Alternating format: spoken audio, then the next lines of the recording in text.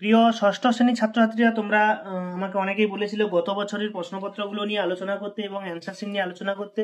তো দেখো, আমি প্রশ্নপত্রগুলো আলোচনা করছি, তোমরা অ্যান্সার শিটগুলো তোমরা নিজেরা করবে, না পারলে আমি তখন তোমাদেরকে বলে দেবো। তো গত বছরের সিলেবাসটা এরকমই ছিল, 25 নম্বরের পরীক্ষা, যেটা এবছর 50 নম্বর হয়ে গেছে দ্বিতীয় পরীক্ষা। তো এই প্রশ্নগুলো প্র্যাকটিস করলে তোমরা এখান থেকে অনেক প্রশ্ন হুবহু কমন পেয়ে যাবে। তো প্রথমে দেখো, একের দাগে 3টে এমসিকিউ প্রশ্ন ছিল, যেমন দূর আকাশের পাতায় পাখিরা সব ঝাঁকে ঝাঁকে। এখানে কোন পাতায়, কি রঙের পাতায় পাখিরা ঝাঁকে ঝাঁকে? এদেশের যত পালা পার্বণ উৎসব আনন্দ সবকিছুর মূলে রয়েছে কি? না চাষবাস। নির্জন হাটে রাত্রি নামলো কিসের ডাকে? না একক কাকের ডাকে। তোমরা জানো, প্রত্যেকে যারা যারা পড়েছো, একক এটা হাট কবিতা থেকে নেওয়া হয়েছে, সেখান থেকে। তারপরে সাদাটে বলে এ মাটির স্থানীয় নাম কি? তারপরে দেখো, এখানে শূন্যস্থান পূরণ দিয়েছে, দাস দুর্যোধন ভনে দহি মিঠা। পরের লাইন, পরের বাক্য তোমাদের লিখতে হবে, গ্রহ তারা থাকে যদি থাক নীল, চেয়ে সে দেখলে ড্যাশ ফাঁক দিয়ে সূর্যের চোখও হাসছে। ড্যাশ মাইল ধরে গাড়িটি কল বিগড়ে গেছে, সেখান থেকে একলাই একা ঠেলতে ঠেলতে আসছি। এটা তোমরা জানো, এক ভুতুড়ে কাণ্ড থেকে নেওয়া হয়েছে। এরপরে দেখো কি বলেছে, তিনটে এখানে এসিকিউ প্রশ্ন দিয়েছে, যার মধ্যে 4টে দিয়েছে, 3টে করতে হবে।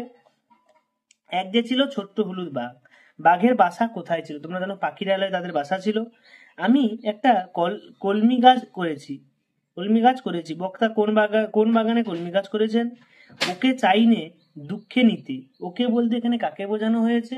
এবং রূপালী আচ্ছাদনে আবৃত কৃত্রিম জলযানে ঝুলিয়ে দেওয়া হতো, কোন বস্তুকে ঝুলিয়ে দেওয়া হতো এখানে বলতে হবে।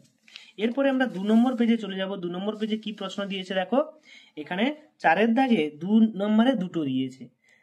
দিবস রাত্রি নতুন যাত্রী নিত্য নাটের খেলা, কবিতাংশের অন্তর্নিহিত অর্থটি বুঝিয়ে দাও। এবং বেড়া উৎসব বা ভেলা ভাসান পর্বের উৎপত্তি সম্পর্কে ধারণা দাও। এবং ক্ষেত্রব্রত কিভাবে পালন করা হয় সেটা তোমাদেরকে লিখতে হবে।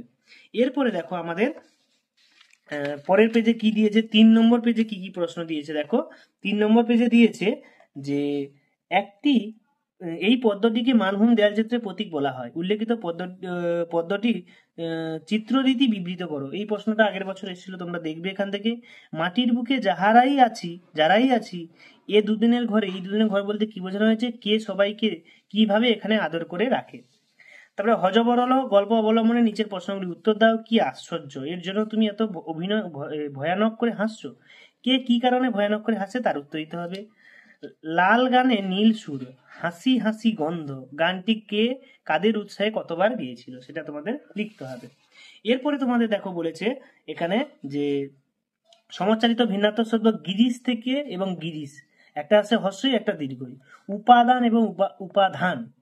তারপরে ঘড়ির ড্যাশ তাকিয়ে বসে আছি, এখানে করতে হবে। এবার দেখো, ভর অনু এবং উপসর্গ ব্যবহার করে উপযুক্ত শব্দ বসিয়ে বাক্যে প্রয়োগ করতে হবে। এরপর দেখো, এখানে বিশেষণ দিয়েছে, এর মধ্যে অনেকগুলো পদ দিয়েছে, তার মধ্যে বিশেষণটা আলাদা করতে হবে।